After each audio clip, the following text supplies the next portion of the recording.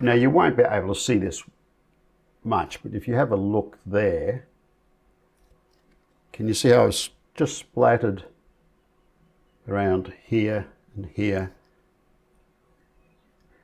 The main thing I wanted you to do is just get the concept of what I was doing, and I was just trying to build up some of these finer dots, right?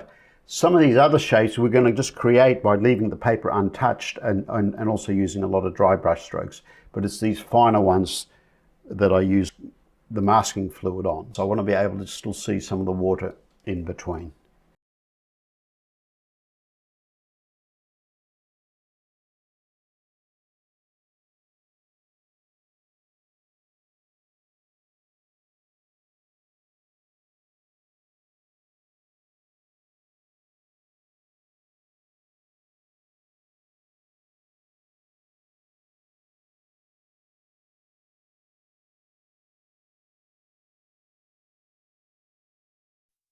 All right, so if we look at our reference, it's quite a neutral grey colour, and it's a predominant colour in this painting, so we're going to mix a lot of it.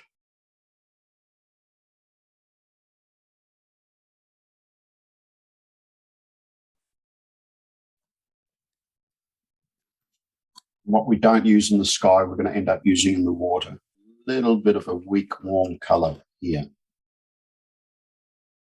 So for this sort of grey, I'll start with a cobalt blue.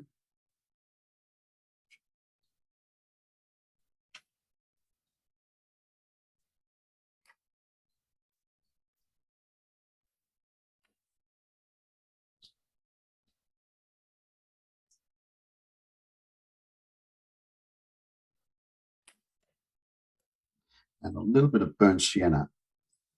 The burnt sienna, it's almost perfect complement for this cobalt blue.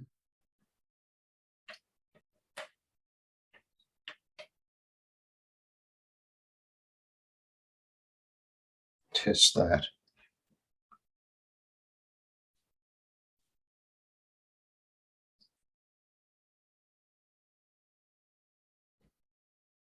Just the tiniest hint of green there. I'm going to pick up a little bit of permanent rose. Now, the safest thing with permanent rose is to pick some up and just dab it on a part of your palette.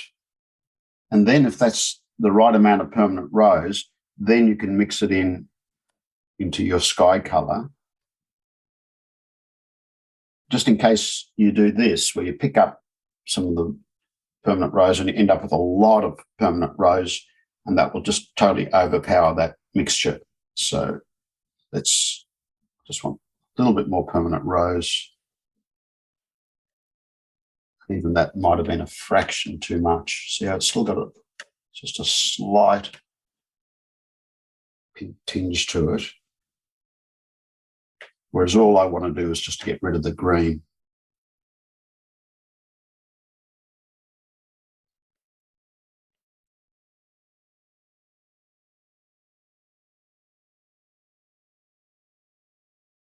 Too warm.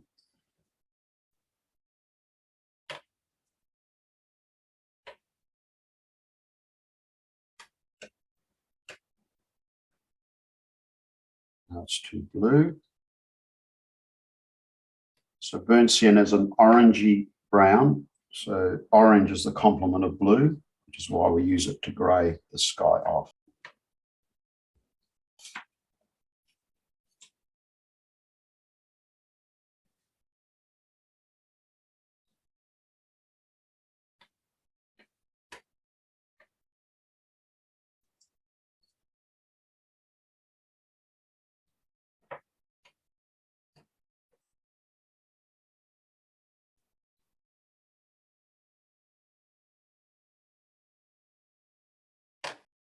I want to just lighten it a fraction, really by about 10%. So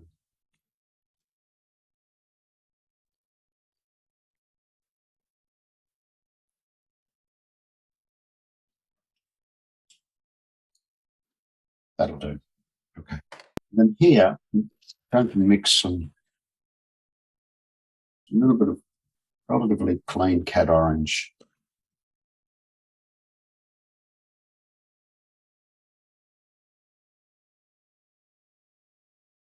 And I want to use that to hint at some light coming in from our left-hand side. So that will do for that.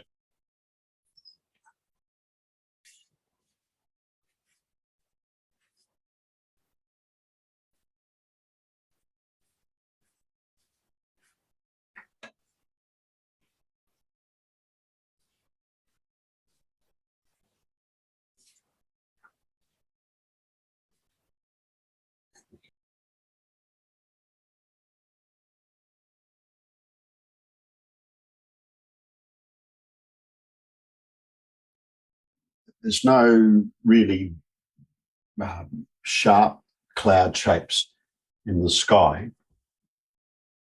So I'm just going to paint a graded wash, getting a little bit lighter and darker over here. So it's going to go lighter and slightly warmer down here, getting stronger and a bit cooler up this way. And the same happens from here. Lighter, slightly warmer, which is all closer to the sun, and getting a bit darker and cooler as you move further away.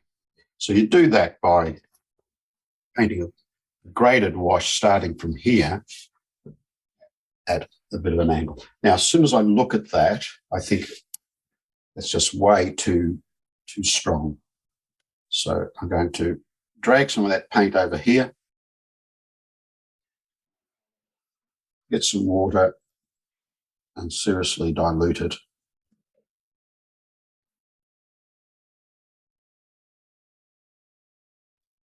So I've already got paint up here. I'm just going to add water to that. Now I'll go with this.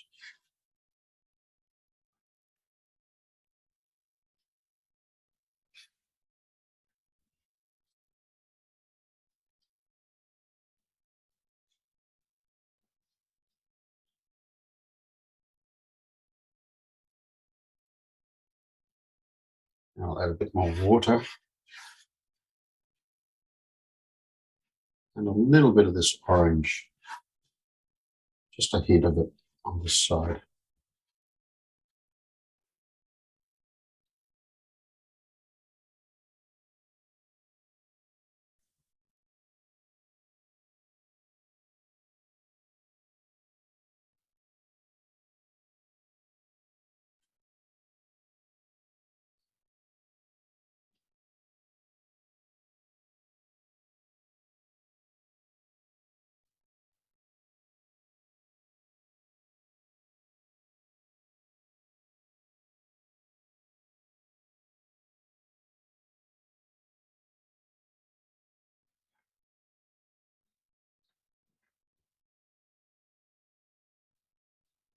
Darken this here a bit. It will dry lighter, so that's the other thing you've got to keep in mind. So I'm going back in with my darker tone now.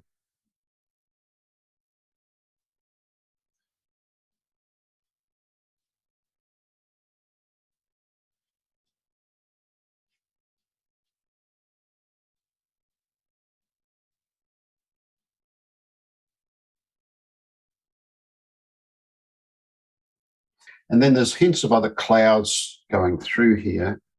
Just a hint of a slightly lighter passage, which I don't mind. Maybe not that much.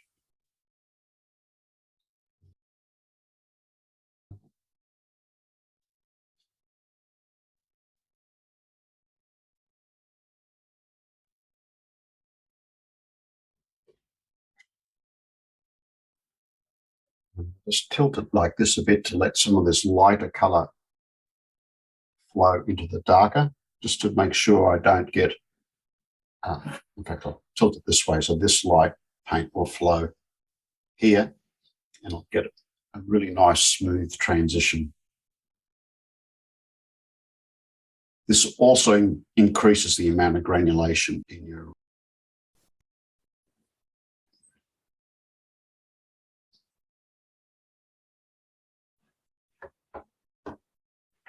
There we go. Where this big spray is going to happen, and to some extent where this one's going to be, just lighten some of that.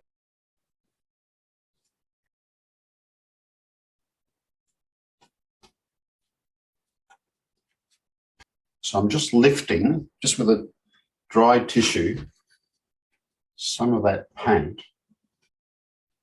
And the main thing is not to create a round shape, right? Make sure your spray has some interesting shapes within it.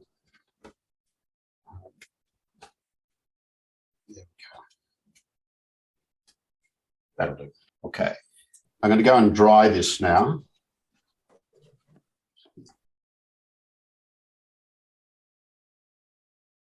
And later, I'm going to have to use some gouache here because it would have been nice to have left some of this paper just stark white, but I didn't.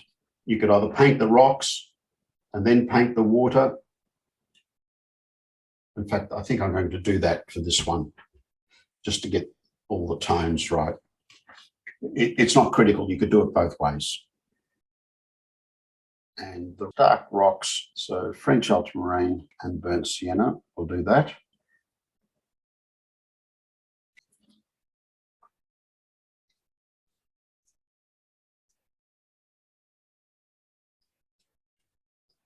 But you can't paint all the rocks the same tone because of aerial perspective. As they move further away, they're going to get a little bit bluer as well.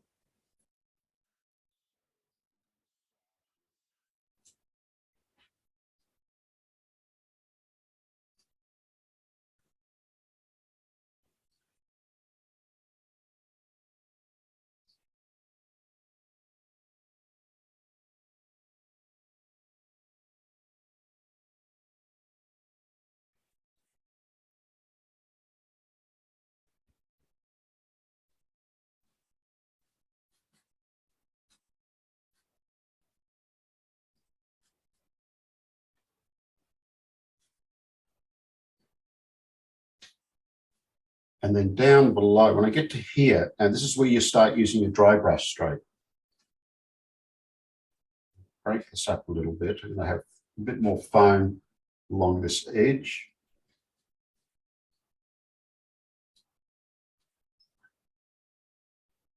So you don't want a dead sharp edge there. There we go. That'll do for that. And then the next strongest tone is obviously this one here. So I've mixed it. You see, I've got a big enough puddle that I should be able to do all these rocks. So I'm just going to add some more French ultramarine and burnt sienna.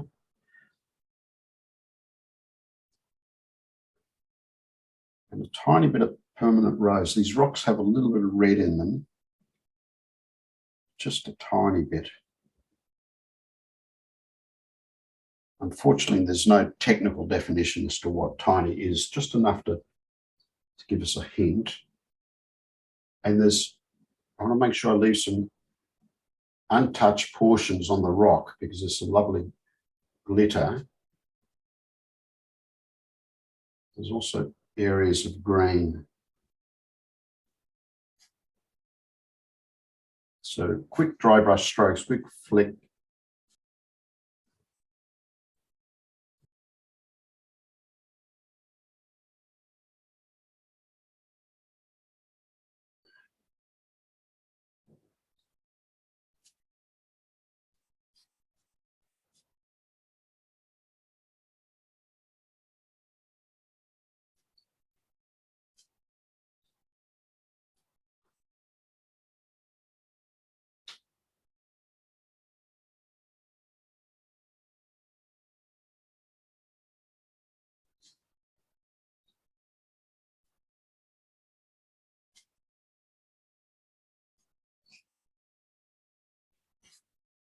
These are just some little rocks.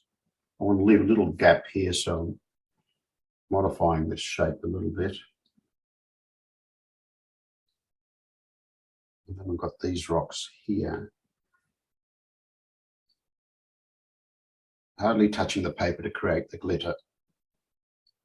Just a dry brush stroke.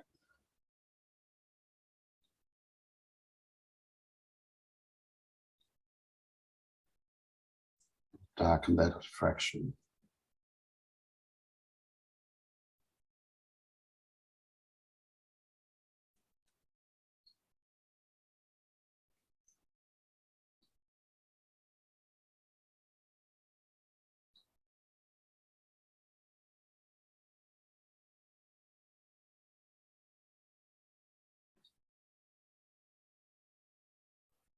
And I'm just trying to create interesting shapes for these rocks without making them too big. So I've got to be a little bit careful they don't keep growing.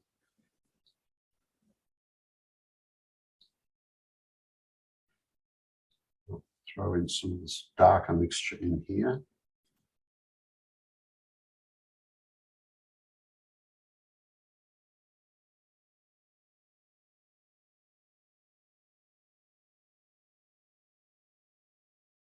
So now I'm just going in with this thicker paint just to add a deeper toned section to these rocks.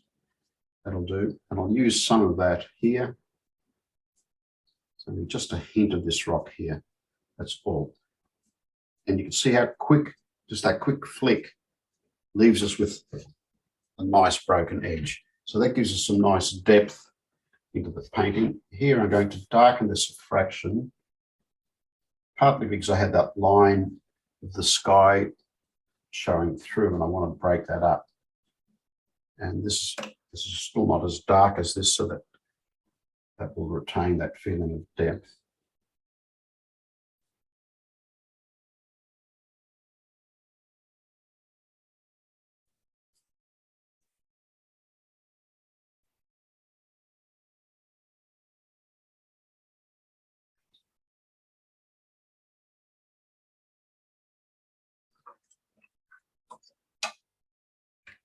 All right, now I'm going to dry that. Oh, I forgot about the green. I've got to put that in. So and it's quite a brightish green, so I'll just get some aureolin, bit of cobalt turquoise.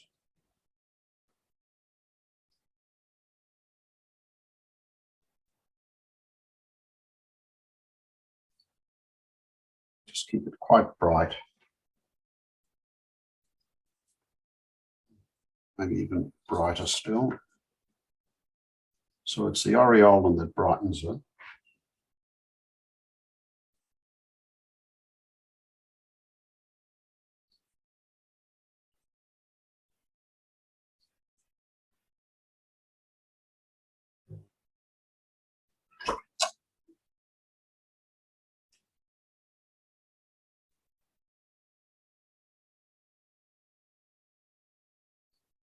And some of that dark paint will bleed into the green and dull it down a bit.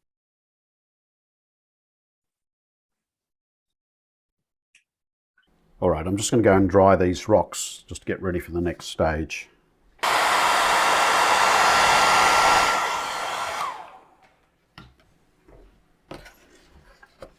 Okay, so with the water, what colours do we have here?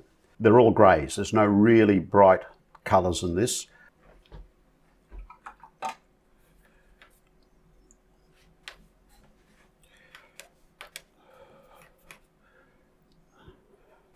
Now, because I've used all that paint, I have to remix it. And now for the distance, I want a little bit of cobalt, sorry, a little bit of French ultramarine actually. French ultramarine, some burnt sienna in that.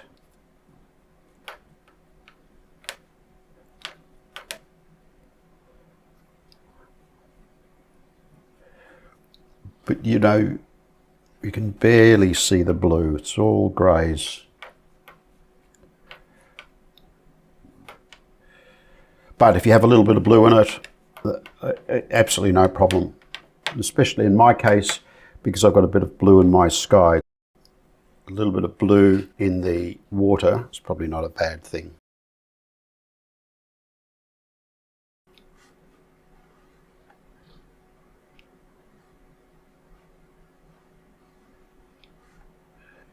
There, now I have to really start thinking about what's happening with this spray because I can't afford to paint into it.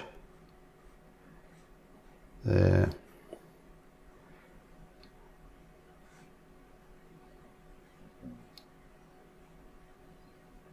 And I don't want too much of an overlap, otherwise I'll get a dark line.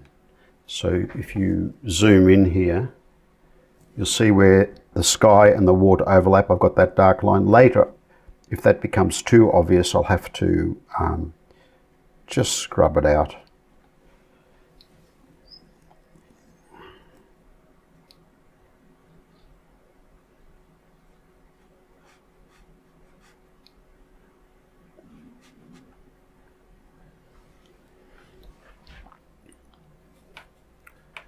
Now I'm going to get some of this, move it over here. I'm going to add some turquoise to it. And just a tiny bit of aureolin.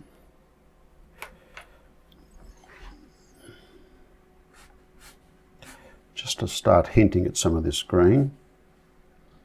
Now, this wave here, I've left that out, so that's not in my painting.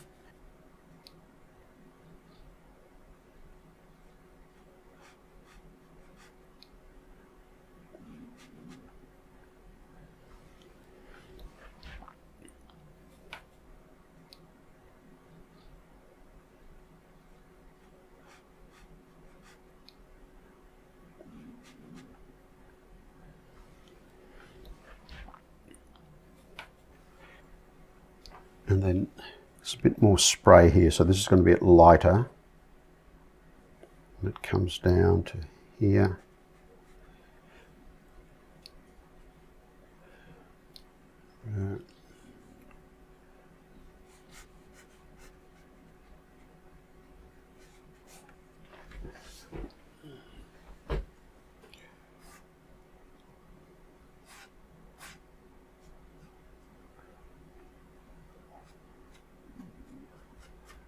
Now we're coming up to this wave here.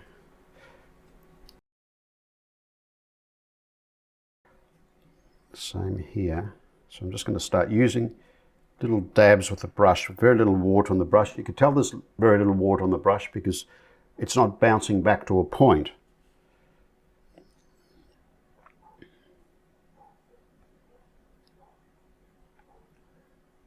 Then through here, you can just see some of these other waves.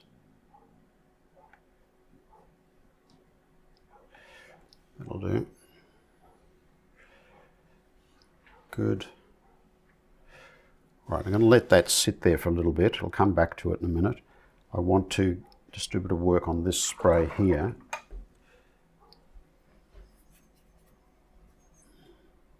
Now we've got a hint of a rock here, so I'm going to just dry brush that in, just little dabs there, and then we've got a little bit of green, quite translucent green.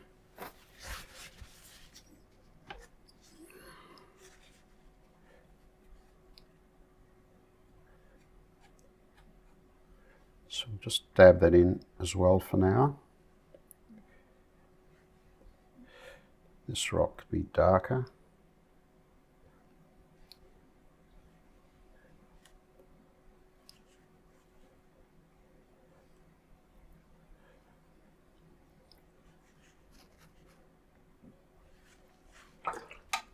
That'll do. And then let's get rid of all of this.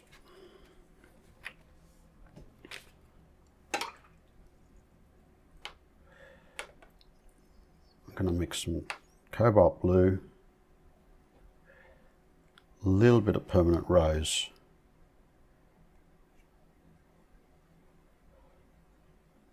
a little bit of burnt sienna,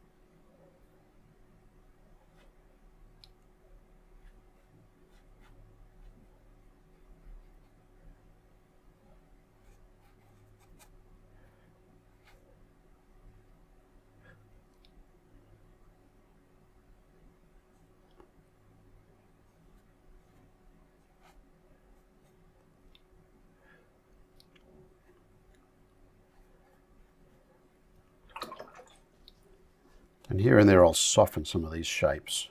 I don't want hard edges everywhere.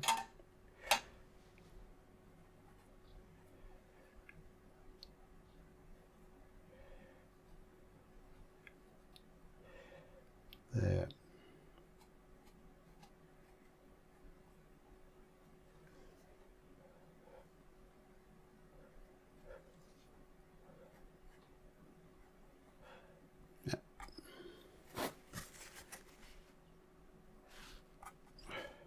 And I also break up any sharp edge caused by the tissue when I used it before. There we go. Now, I want that a bit darker in tone. I'm going to add a bit of French ultramarine now, a little bit more permanent rose, tiny bit of burnt sienna, maybe a little bit of this green too.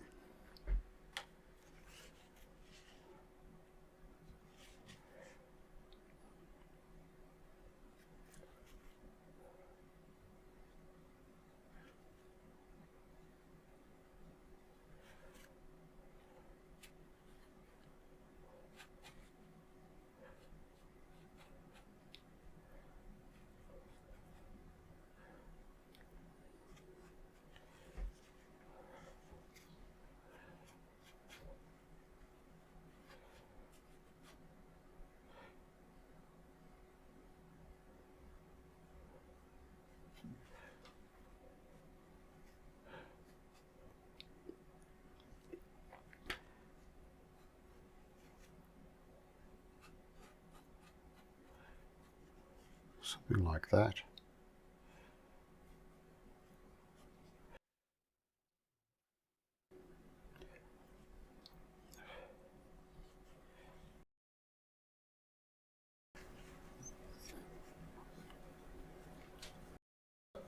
This spray shouldn't have a lot of colour in it. Shouldn't be too solid. So I'm just very lightly touching the paper.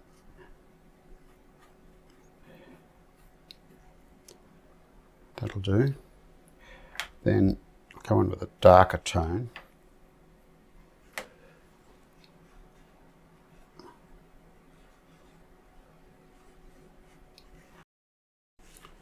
That'll do. And now we've got a slightly empty area, and I'm going to get some burnt sienna and mix that into here. Maybe a bit of green too.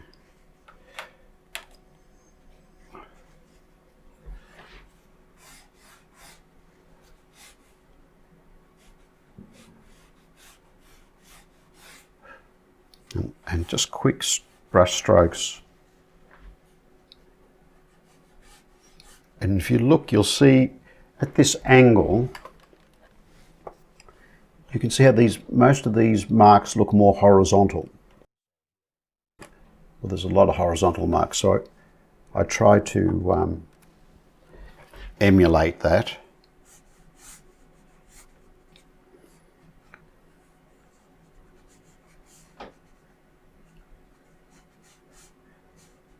There we go.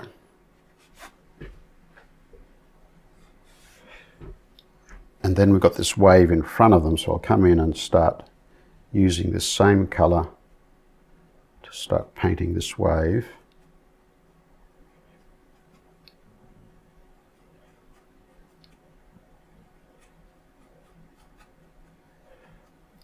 So I'm just painting the top of that wave. Again, I'm not trying to follow everything that's in the photo. I've already sort of diverged quite dramatically from the photo.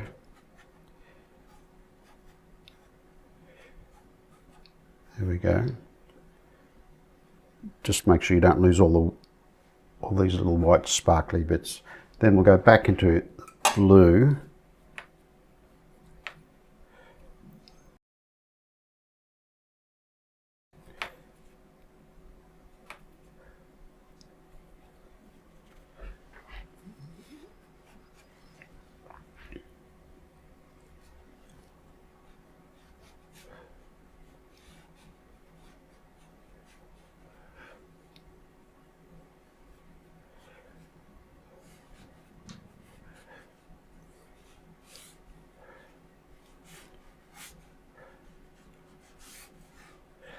just roughly indicate the bottom of this area.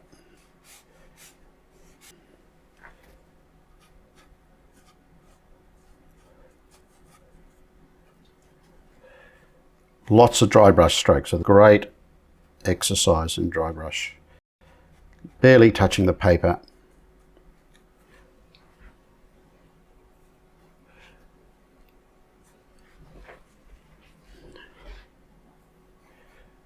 And it's better to leave excess white there. It's really hard to get it back.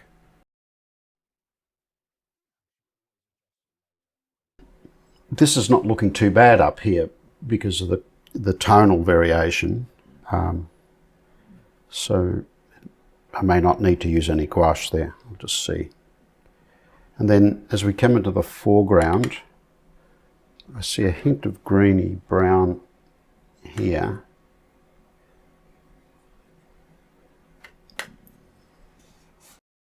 It'll help distribute some of this green colour.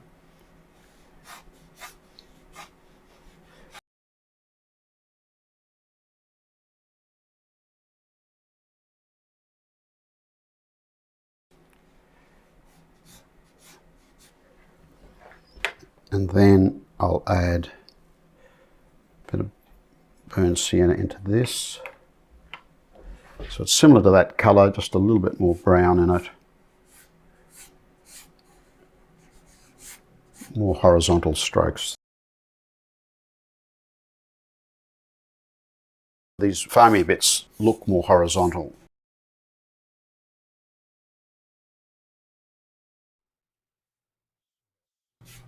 That's why I'm mainly using these long brush strokes.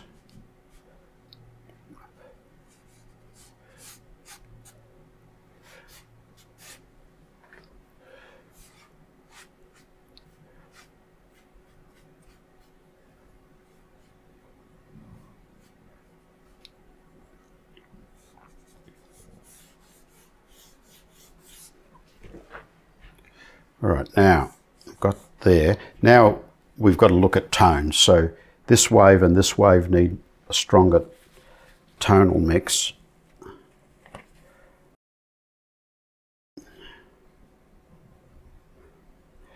So there's maybe some French ultramarine, permanent rose, a little bit of burnt sienna, not too much burnt sienna.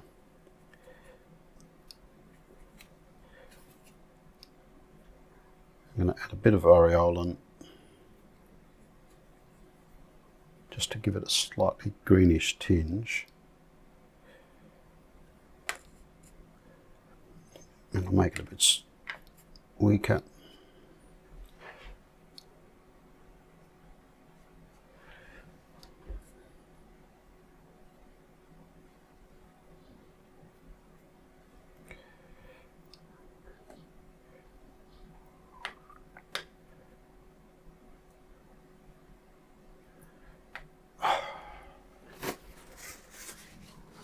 That's the sigh of picked up too much paint.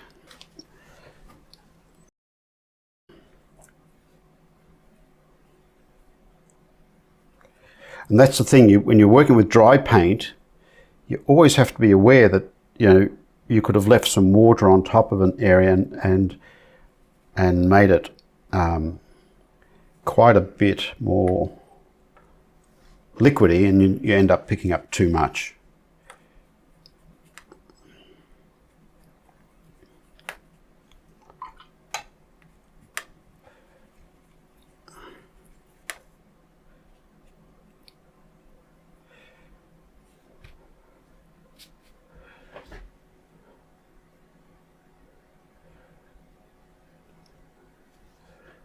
A shadow here.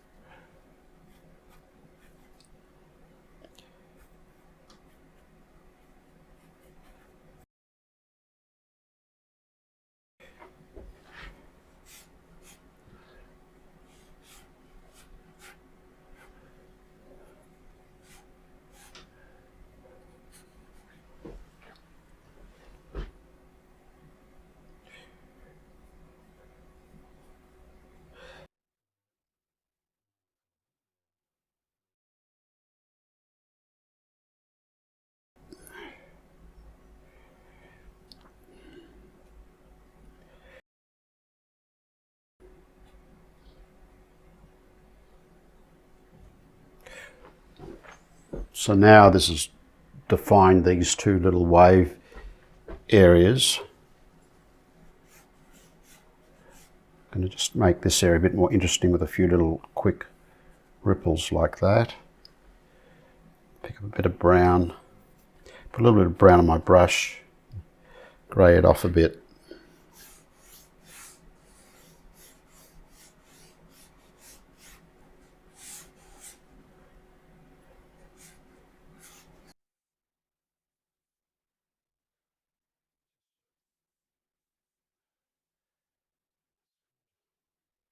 And then there's some even darker shadow areas. So if we look at this photo, see how dark it is in there?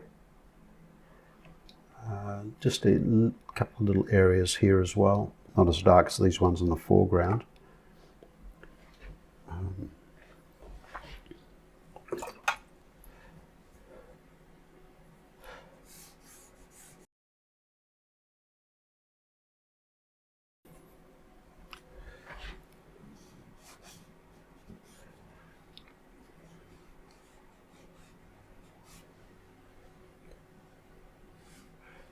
Again, just here and there.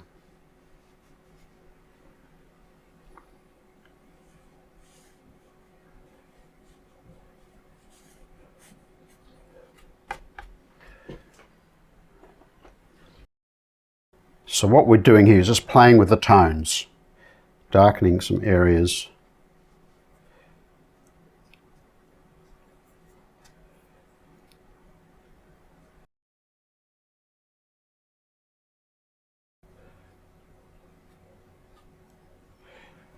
There, just weaken it a bit.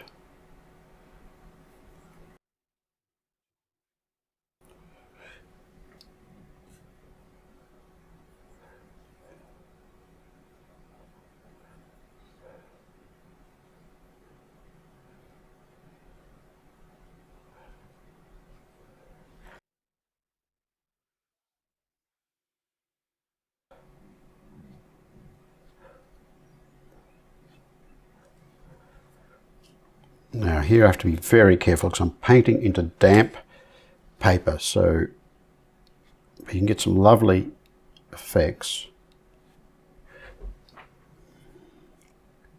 You can also have some really wild messes too, so you've got to be just a bit more careful.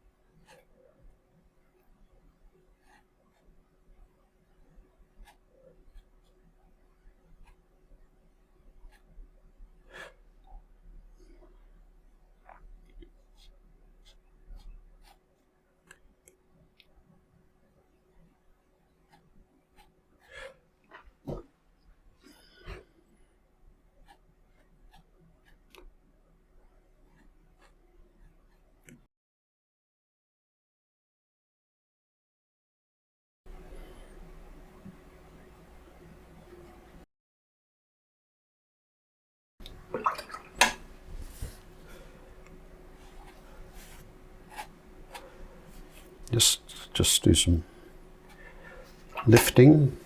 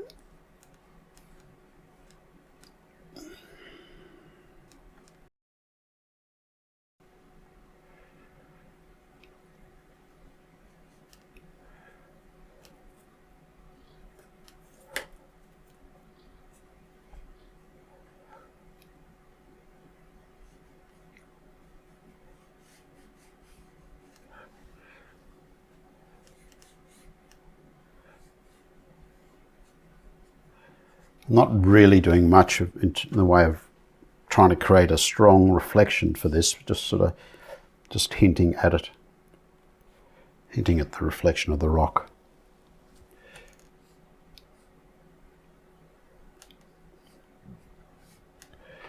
Here we go. And here,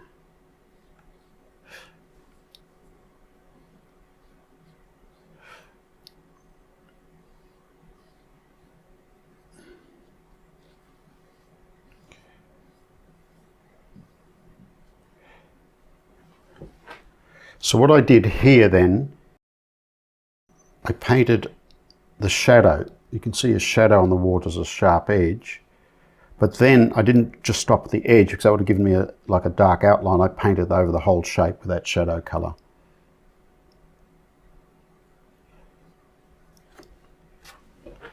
Will do.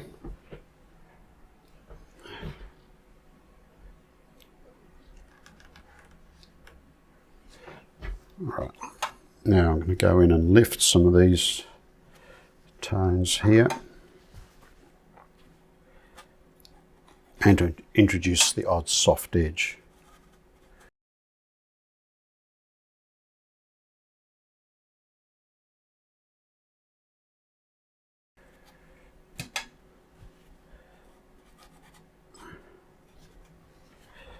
Again, not too much, it just gives a bit of variety.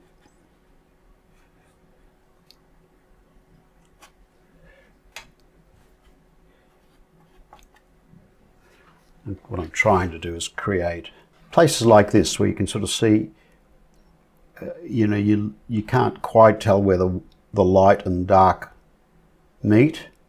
There's sort of softer edges, whereas here you get some sort of sharper edges.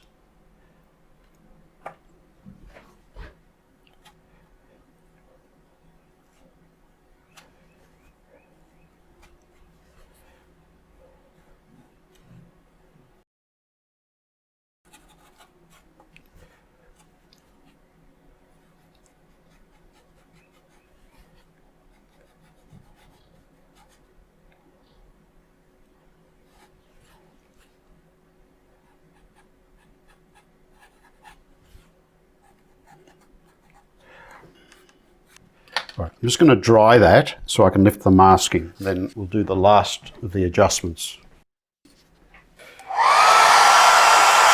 So this time I made sure it was really dry, because if there's any damp paper we can damage it while lifting the masking fluid. So I'll get my crepe eraser, and this will pick up all the masking.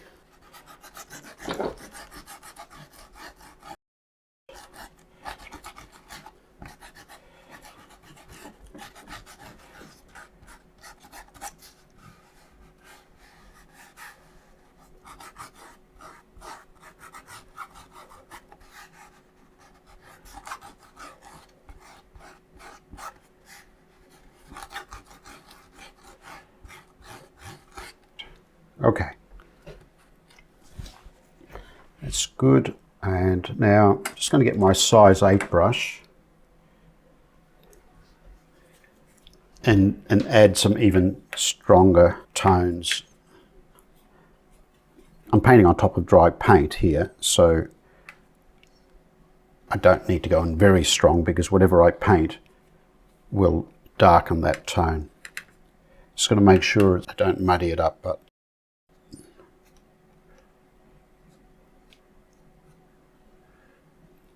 and really just a little will go a long way here.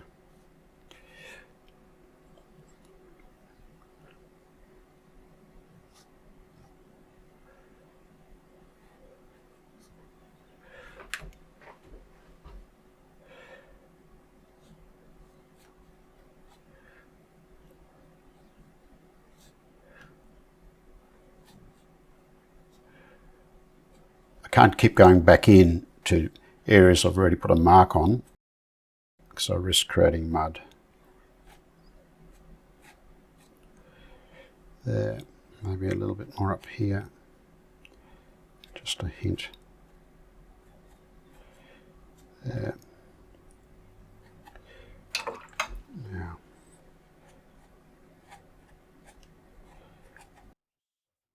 soften the odd edge.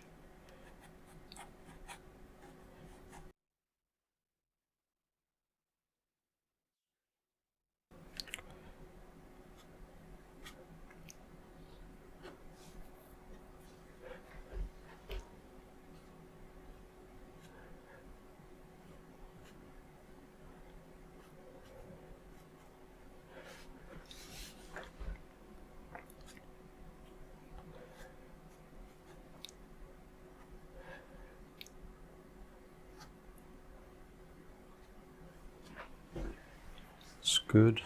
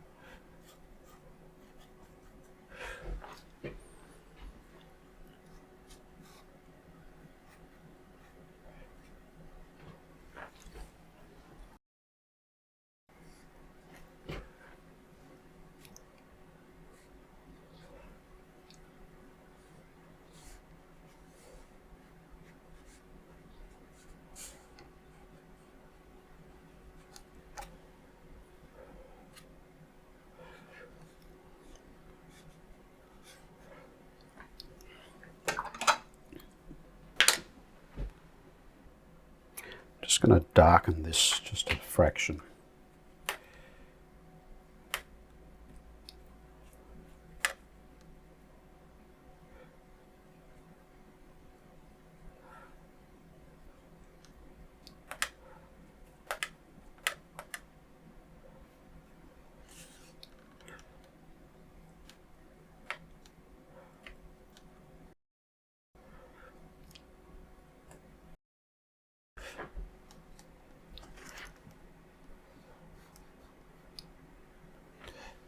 It's too dark.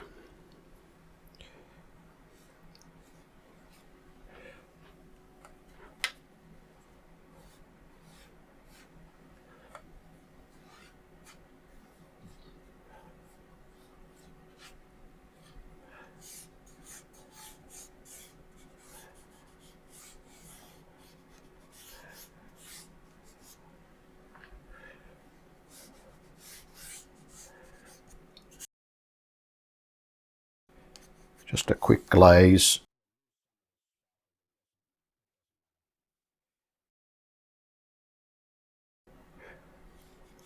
I want to establish this shadow line a bit more.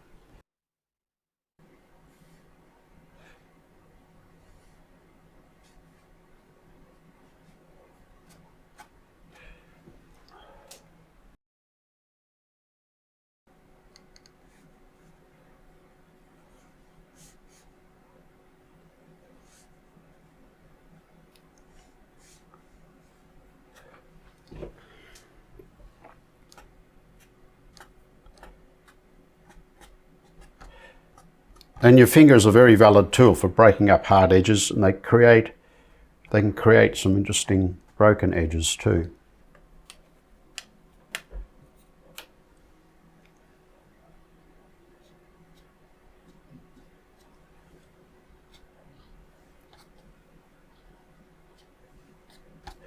Well, the little tiny dots didn't quite show up as much as I would like. I've got an idea that I've got a feeling that the toothbrush, it's a valid technique, but then I should have got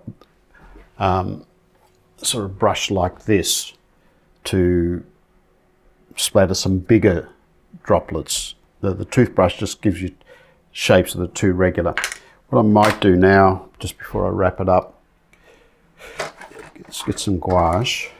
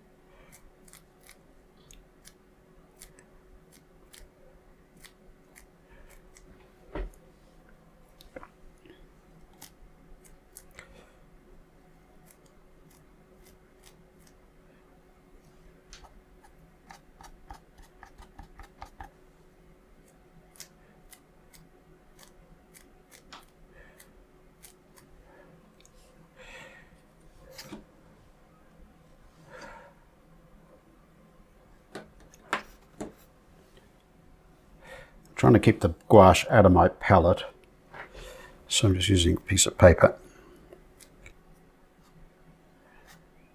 And your finger makes a good brush every now and then. Just make sure you don't have any weird allergies to white gouache before you do this, however. But really all I'm doing is just playing around with additional texture.